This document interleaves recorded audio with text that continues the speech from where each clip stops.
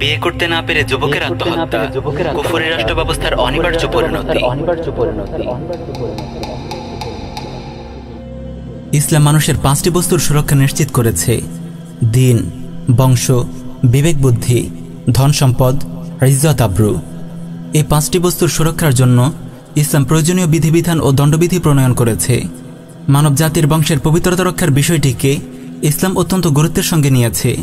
যেসব বস্তুর মাধ্যমে মানুষ ও পশুর মধ্যে পার্থক্য সূচিত হয় তার মধ্যে অন্যতম হল মানুষ তার বংশের ধারাবাহিকতা বিশুদ্ধ রাখে, কিন্তু পশুরা বংশের বিশুদ্ধতার ধার ধারে না। বর্তমানে মার্কিন ও ইউরোপিয়ান সমাজ পশু সমাজে পরিণত হয়েছে, কারণ তারা পশু সমাজের সঙ্গে তাদের পার্থক্য মুছে ফেলেছে। 2013 সালে প্রকাশিত দ্য ওয়াশিংটন পোস্টের এক রিপোর্টে বলা হয়, আমেরিকার শতকরা 48 জন নারীর প্রথম সন্তানটি হয় জারজ তথা হারামজাদা, আর খুব দ্রুত হারামজাদা হওয়ার এই হার 50% পেরিয়ে যাবে। বুঝতেই পারছেন, এই পশু সভ্যতার অর্ধেকের চেয়েও বেশি মানুষ জারজ। বলুন তো, কোন বস্তুটি মানব সমাজ থেকে পশু সমাজকে আলাদা করেছে? মার্কিন ও ইউরোপিয়ান সমাজ কেন পশু সমাজে পরিণত হয়েছে? এই দুটি প্রশ্নের একটি উত্তর বিয়ে। বিয়েই মানব সমাজকে পশু সমাজ থেকে আলাদা করেছে। মার্কিন ও ইউরোপিয়ান সমাজ পশু সমাজে পরিণত হওয়ার কারণ তারা সমাজ থেকে বিয়েকে নির্বাসিত করার প্রক্রিয়া শুরু করেছে। বিয়ে বহির্ভূত যৌন সম্পর্ক তাদের কাছে বৈবাহিক সম্পর্কের চেয়েও বেশি স্বাভাবিক। প্রিয় ভাই ও বোন, বংশের বিশুদ্ধতা রক্ষা এবং মানব সমাজকে পশু সমাজে পরিণত হওয়া থেকে রক্ষা করতে ইসলাম যে বিধান দিয়েছে তা হলো বিয়ে।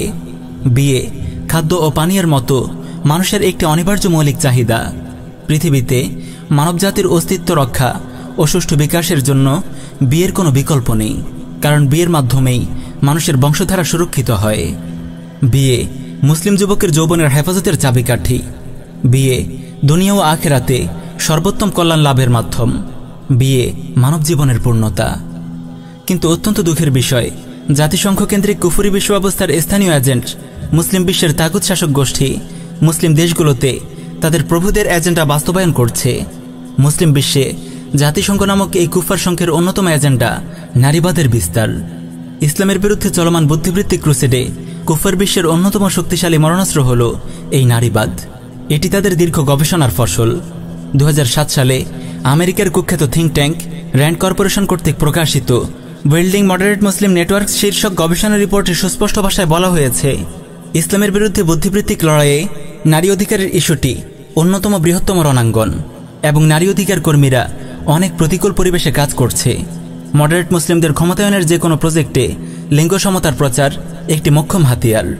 নারীবাদ সম্পর্কে বিস্তারিত জানতে দেখুন আমাদের নির্মিত এক অনবদ্য ডকুমেন্টারি নারীবাদ, মুসলিম প্রজন্ম ধ্বংসের সর্বনাশা ফাঁদ। ডেসক্রিপশনে লিঙ্ক দেয়া আছে। প্রিয় উম্মাহ, এই অভিশপ্ত নারীবাদের অন্যতম এজেন্ডা হল মুসলিম সমাজে বিয়েকে কঠিন করে তোলা এবং অবৈধ প্রেম ভালোবাসাকে সহজ করে তোলা। বর্তমানের সমাজ ব্যবস্থার দিকে তাকালে আপনারা অনায়াসে বুঝতে পারবেন, কুফরি বিশ্ব ব্যবস্থার পোষা কুকুর নামধারী মুসলিম শাসকরা বিয়েকে কঠিন করে তুলেছে। অপরদিকে জেনেবা বিচারকে কেবল সহজই করেনি, বরং মুসলিম যুবকদেরকে জেনায় লিপ্ত হতে এক প্রকার বাধ্যই করা হচ্ছে।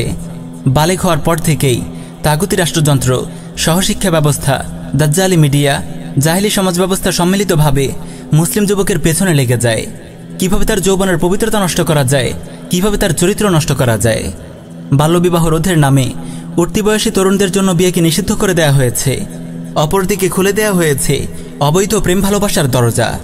মুসলিম সমাজে হারাম প্রেম ভালোবাসাকে স্বাভাবিক করে তুলতে নির্মাণ করা হয়েছে লক্ষ লক্ষ অশ্লীল নাটক, সিনেমা। প্রিয় ভাই ও বোন, আপনি চাইলেও এই তাগুতি রাষ্ট্র ব্যবস্থায় নিজের চরিত্রের হেফাজত করতে পারবেন না। তাই তাগুতি রাষ্ট্রযন্ত্র, জাহিলি সমাজ ব্যবস্থা ও দাজ্জালি মিডিয়া শেষ নিঃশ্বাস পর্যন্ত আপনার পিছু ছাড়বে না। এদিকে সুদভিত্তিক খোদাদ্রোহী পুঁজিবাদী অর্থব্যবস্থায় ধনীরা ক্রমশ ধনী হচ্ছে, গরিবরা ক্রমশ আরও গরিব হচ্ছে। কেউ না খেয়ে মরছে, আর কেউ ধন সম্পদের পাহাড় গড়ে তুলছে। আপদমস্তক দুর্নীতিতে ডোবা তাগুতি রাষ্ট্রযন্ত্র জনগণের সম্পদ শুষে খাচ্ছে। সুদ ও দুর্নীতির পর মানুষের ওপর লকডাউনের নামে চাপিয়ে দেওয়া হয়েছে আরেকটি বড় আযাব। ফলে মধ্যবিত্ত পরিবারগুলোর পক্ষে সংসারের বোঝা বহন করা আজ অত্যন্ত কঠিন হয়ে পড়েছে। অসংখ্য পরিবার আজ অর্থকড়ির অভাবে উপযুক্ত ছেলেমেয়েদের বিয়ের ব্যবস্থা পর্যন্ত করতে ব্যর্থ হচ্ছে। অবস্থা এমনই পর্যায়ে গিয়ে দাঁড়িয়েছে যে অনেক যুবক যুবতী আত্মহত্যার পথ বেছে নিচ্ছে। সম্প্রতি এমনই একটি ঘটনা ঘটেছে নোয়াখালীর বেগমগঞ্জে। অজন্তলা ইউনিয়নের দক্ষিণ মানিকপুর গ্রামের সাখাওয়াতুল্লাহ প্রকাশ সোহাগ নামক 24 বছরের এক যুবক অভাবের দায়ে বিয়ে করতে না পেরে আত্মহত্যা করেছে। জানা যায় ওই যুবক অনেকদিন থেকেই তার পরিবারকে তার বিয়ের ব্যবস্থা করার কথা বলে আসছে। অর্থের অভাবে তার বিয়ের ব্যবস্থা করতে পারছিল না তার পরিবার। এর জের ধরেই ওই যুবক বুধবার ভোরে গলায় ফাঁস দিয়ে আত্মহত্যা করে। প্রিয় উম্মাহ, জাতির জন্য এমন লজ্জাজনক ঘটনা আর কি হতে পারে?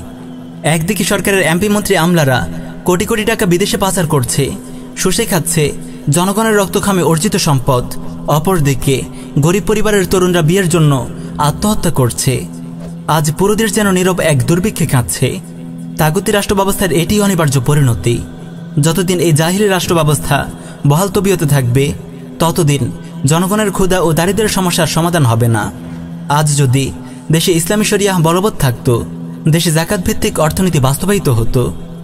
জাকাত ভিত্তিক অর্থব্যবস্থায় সম্পদের সুষম বন্টন সুনিশ্চিত হয়। তাই এখানে কারো সম্পদের পাহাড় গড়ে তোলার সুযোগ যেমন নেই, তেমনি কারো না খেয়ে মারারও সুযোগ নেই। ইসলামী খেলাফা প্রতিটি নাগরিকের খাদ্য, বস্ত্র, বাসস্থান, শিক্ষা ও চিকিৎসার মতো মৌলিক চাহিদাগুলোর পূর্ণ সরবরাহ নিশ্চিত করে। তাই তো খলিফা ওমর বিন আব্দুল আজিজ রহিমাহুল্লাহর খেলাফতকালে জাকাত দেওয়ার মতো একজন গরিবও খুঁজে পাওয়া যায়নি। প্রিয় দেশবাসী, আমাদের দিন চর্চা খণ্ডিত। আমরা দিনের আংশিক কিছু বিধিবিধান পালন করি। শরিয়াহ শাসন না থাকলে পরিপূর্ণ ইসলামের উপর আমল করা একেবারেই অসম্ভব। তাই মুসলিম উম্মাহর দায়িত্ব হল জাতিসংঘ কেন্দ্রিক তাগুতি বিশ্ব ব্যবস্থাকে অস্বীকার করা এবং কুফরি শাসন ব্যবস্থাকে অস্বীকার করা। সেই সঙ্গে আল্লাহর জমিনে আল্লাহর দিন কায়েমের জন্য দাওয়াহ ইরাদাত ও জিহাদের নববী মানহাজে সংগ্রাম অব্যাহত রাখা। পরিশেষে আপনাদেরকে কোরআনুল কারীমের সেই আয়াতটি স্মরণ করিয়ে দিচ্ছি, ওয়াকাতিলুহুম হাত্তা লা তাকুনা ফিতনাতাও ওয়া ইয়াকুনা আদ-দীনু কুল্লুহু লিল্লাহ। তোমরা ততক্ষণ পর্যন্ত কাফিরদের বিরুদ্ধে লড়াই করতে থাকো যতক্ষণ না কুফর ও শিরক নির্মূল হয়ে যায় এবং দিন পরিপূর্ণ আল্লাহর জন্য হয়ে যায়।